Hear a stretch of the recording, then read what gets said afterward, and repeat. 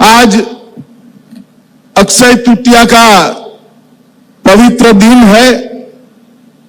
देश भर में कृषि के साथ जुड़े हुए सारे किसान आज गाय और बैल का पूजन कर कृषि की नई शुरुआत करते हैं। और हम सब के लिए यह दिन इसलिए भी महत्वपूर्ण है कि बसवन्ना की जयंती का दिन है।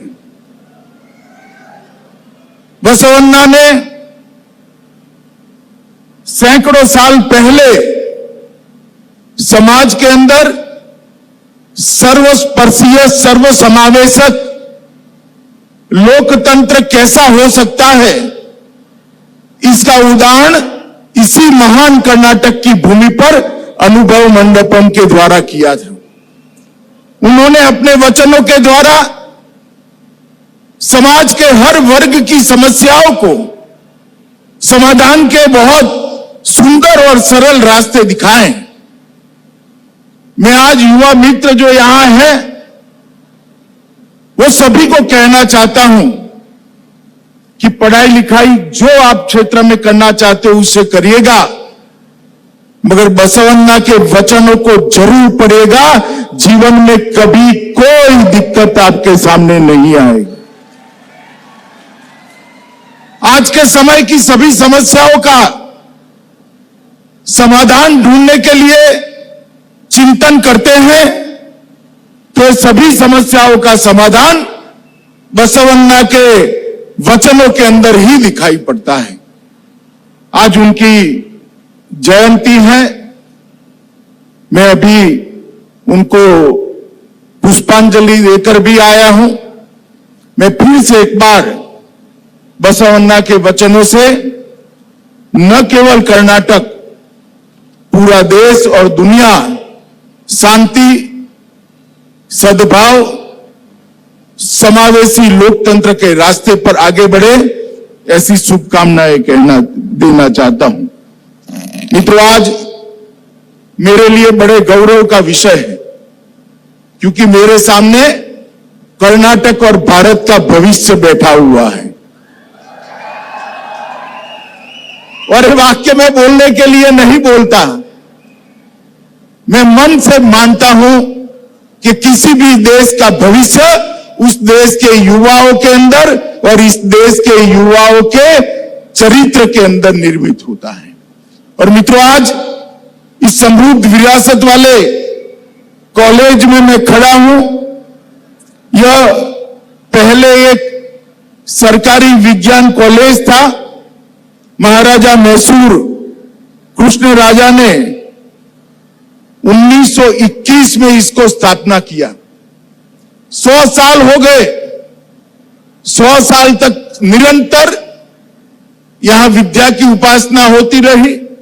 कई बच्चे यहां से निकलकर अपने अपने क्षेत्र के अंदर कर्नाटक और देश के लिए बहुत बड़ा योगदान दिए हैं। इस कॉलेज ने कई सारे मील के पत्थर यहां स्थापित किए हैं और अब 2020 से कॉलेज को नृपतुंगा यूनिवर्सिटी के नाम से जाना जाता है। आज इसका लोगो का भी लोकार्पण हुआ है और आज इसका फॉर्मल इनॉग्रेशन भी हुआ है। मुझे बहुत आनंद है कि कर्नाटक सरकार ने राष्ट्रकूटों के प्रसिद्ध राजा अमोघ वर्षा नृपतुंगा के नाम से इस कॉलेज, इस विश्वविद्यालय का नाम रखा है। इन्होंने अपने समय में साहित्य, संस्कृति और शिक्षा के लिए ढेर सारा काम किया था। आज यही विश्वविद्यालय महाराज नृपतुंगा के सभी आदर्शों को चरितार्थ करेगा, इसका मुझे विश्वास है। मित्रों, आज यहां पर जब मैं आया हूं तब आपको एक बात कहना चाहता हूं कि इस कॉलेज का तो शताब्दी हो चुका है। नया यूनिवर्सिटी भी 2020 से शुरू हुआ है, मगर आज जिस दिन इसका फॉर्मल इनॉग्रेशन हो रहा है और इसका चिन्ह भी आज जो जारी किया है, वो वर्ष आजादी का अमृत महोत्सव का वर्ष। यहां जो युवा बैठे हैं, मैं उनको कहना चाहता हूं कि आज हमारे देश को आजादी मिले हुए 75 साल हो गए। सब लोग अपने अपने दृष्टि से देश को बनाने में योगदान करे हैं और ये 75 साल की यात्रा में देश ने काफी मंजिल काटकर आज हम यहां पर खड़े हैं। हमारे देश के प्रधानमंत्री नरेंद्र मोदी जी ने आजादी के इस अमृत महोत्सव को बहुत महत्व के साथ मनाने का निर्णय किया है। इन्होंने हमारे सामने 3 लक्ष्य रखे हैं। पहला लक्ष्य कि आजादी के लिए जिन जिन लोगों ने अपने बलिदान दिए, नामी अनामी कई लोग, लाखों लोग ऐसे थे जिन्होंने सर्वस्व न्योछावर कर दिया, आज उनको कोई नहीं जानता। कई लोग ऐसे थे जिन्होंने अपनी कैरियर को देश के लिए समर्पित कर दिया और कई लोग ऐसे थे जिन्होंने अपने जीवन का बलिदान दिया। पहला उद्देश्य आजादी के अमृत महोत्सव का है कि आज की युवा पीढ़ी आजादी के उन जन नायकों को जाने, पहचाने और उनमें से देशभक्ति के संस्कार ग्रहण कर देश को आगे बढ़ाने के लिए करें। मित्रों, मोदी जी ने एक बहुत महत्वपूर्ण बात करी।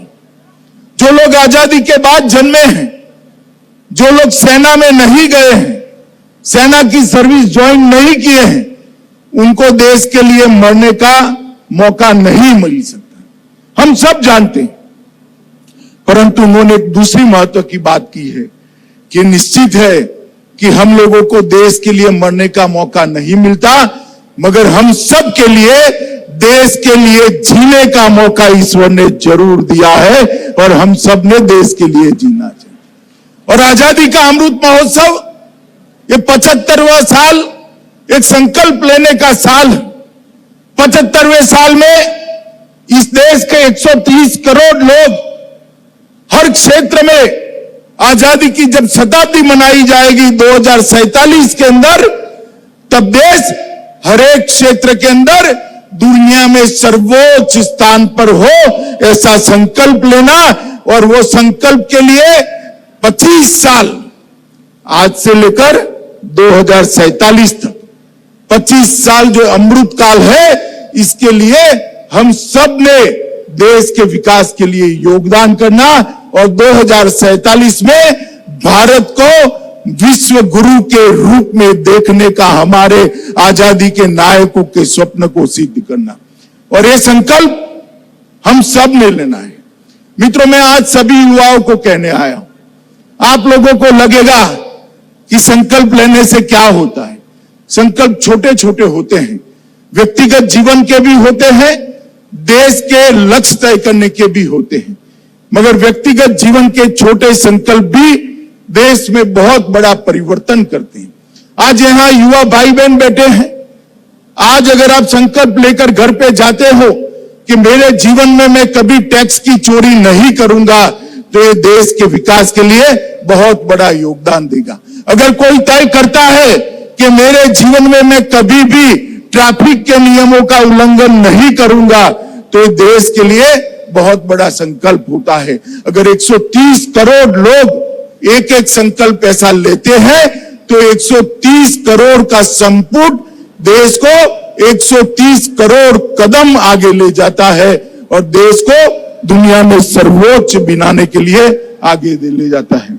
मित्रों, आज यहां यूनिवर्सिटी की औपचारिक शुरुआत हुई है। उस वक्त मैं कहना चाहता हूं, कर्नाटक के मुख्यमंत्री जी को बधाई भी देना चाहता हूं, क्योंकि नरेंद्र मोदी जी ने एक नई न्यू एजुकेशन पॉलिसी 2020 में लाए। उसके उद्देश्य भारत को महान बनाने के हैं।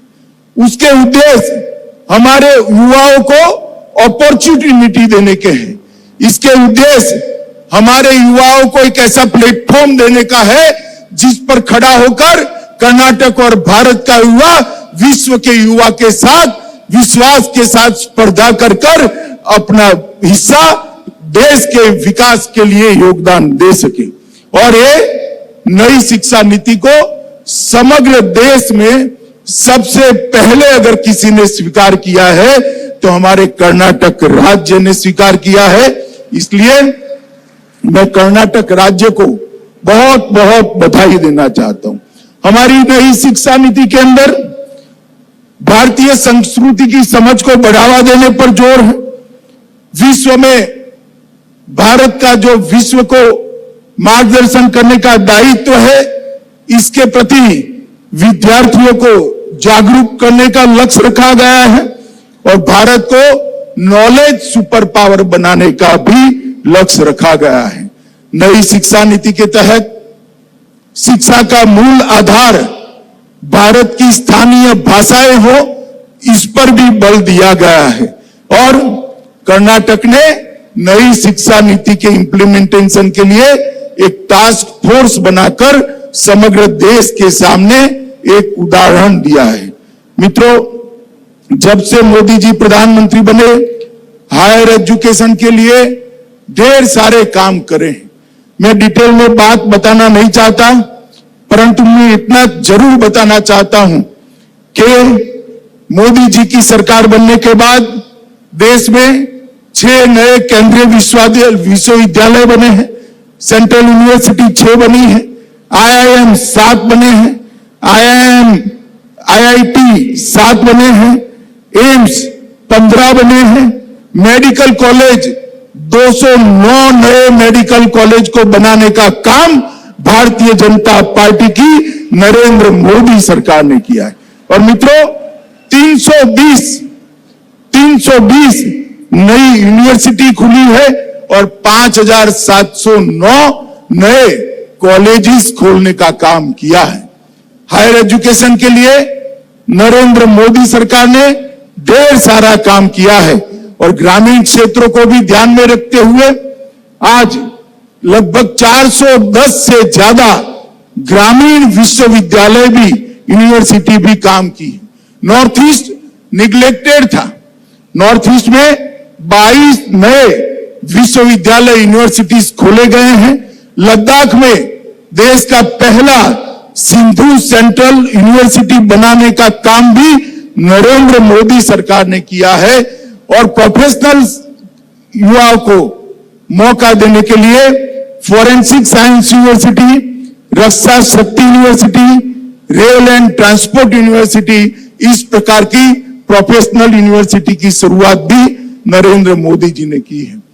युवा मित्रों, मैं आज आपको बताने आया हूं, मोदी जी ने हर क्षेत्र के अंदर देश का विकास कैसे हो, हर क्षेत्र के अंदर देश दुनिया में सबसे पहले कैसे पहुंचे, उसके लिए हमेशा चिंता की है, हमेशा कार्यक्रम बनाए हैं और कठोरता के साथ कार्यक्रमों को इंप्लीमेंट किया है। जहां तक देश की सुरक्षा का सवाल है, 2014 के पहले आप सभी को मालूम है कि देश के ऊपर आए दिन पाक प्रेरित आतंकवादी हमला करते थे और देश की केंद्र सरकार का रिस्पांस नील होता था, सिर्फ स्टेटमेंट दिए जाते थे। मोदी जी के आने के बाद उरी और पुलवामा में हमला किया, 10 ही दिन के अंदर सर्जिकल स्ट्राइक और एयर स्ट्राइक कर पाकिस्तान के घर में घुसकर इनको जवाब देने का काम नरेंद्र मोदी जी ने किया। कई लोग कहते हैं इससे क्या फर्क पड़ा, इससे बहुत बड़ा फर्क पड़ा है। आज पूरी दुनिया जानती है भारत की सीमाओं के साथ कोई छेड़खानी नहीं करते, वरना माकूल जवाब दिया जाता है। पहले दुनिया में अपनी सीमा और सेना के साथ छेड़खानी करने वालों को 2 ही देश जवाब देते थे, अमेरिका और इजराइल। आज वो 2 देशों की सूची में मेरे और आपके महान देश भारत का नाम जोड़ने का काम नरेंद्र मोदी जी ने किया। कई सारे ऐसे मसले थे, धारा 370, 35 CAA, ये ढेर सारे मसलों को मोदी जी ने पलक झपकते ही समाप्त कर। 5 अगस्त 2019 का दिन भारत के इतिहास में स्वर्ण अक्षरों से लिखा जाएगा। सभी लोग कहते थे कि धारा 370 को हटाओगे तो खून की नदियां बह जाएंगी, और मित्रों 5 अगस्त 2019 के दिन मोदी जी ने धारा 370 को हटा दिया। खून की नदियां छोड़िए, किसी की कंकर डालने की भी हिम्मत नहीं हुई मित्रों, कंकर डालने की भी हिम्मत। 370 को कश्मीर से हटाकर हमेशा के लिए हमारे कश्मीर को भारत के साथ जोड़ने का काम नरेंद्र मोदी जी ने किया है।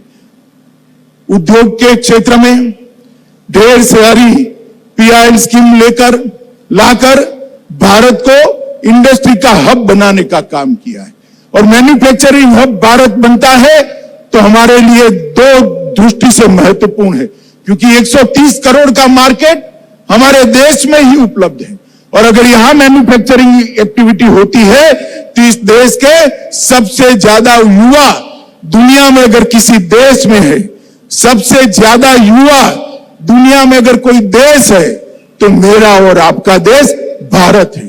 अगर मैन्युफैक्चरिंग हब बनता है तो देश के युवाओं को अपॉर्चुनिटी भी मिलती है ढेर सारे क्षेत्रों के अंदर, चाहे शिक्षा का क्षेत्र हो, चाहे आईटी का क्षेत्र हो, चाहे इंडस्ट्री का क्षेत्र हो, चाहे R&D करना हो, चाहे इंफ्रास्ट्रक्चर को बढ़ाना हो, चाहे बिजली को हर एक घर में पहुंचाना हो, हर एक घर में शुद्ध पीने का पानी पहुंचाना हो, अनेक क्षेत्रों के अंदर नरेंद्र मोदी सरकार ने ढेर सारी उपलब्धियां हासिल की है, और इसी के कारण आज देश की जनता का विश्वास बढ़ा है कि जब हमारे आजादी के 100 साल पूरे होंगे, ये देश दुनिया में भारत सर्वोच्च स्थान पर दिखाई पड़ेगा, इसको कोई नहीं रोक सकता।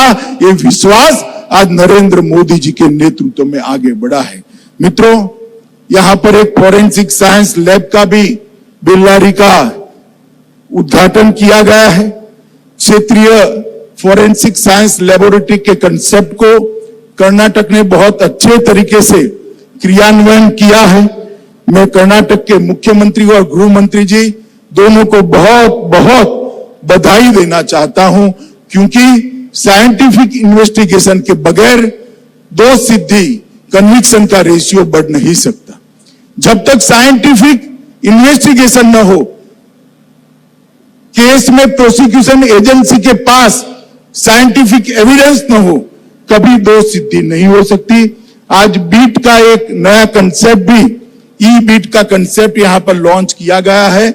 जब ई बीट का कंसेप्ट पूरे कर्नाटक में लॉन्च हो जाएगा, पुलिस की सेवाओं को अनेक गुना स्पीड से गरीब आदमी तक पहुंचाने का फायदा मिलेगा।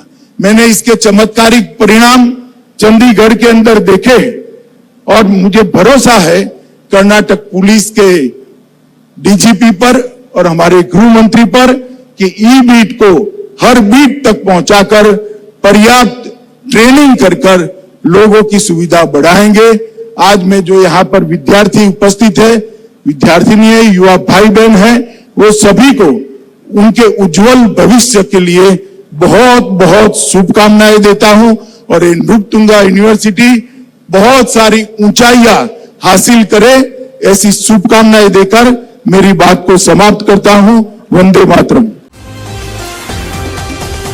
TV12 ಕನ್ನಡ, ಇದು ಕನ್ನಡಿಗರ ಧ್ವನಿ।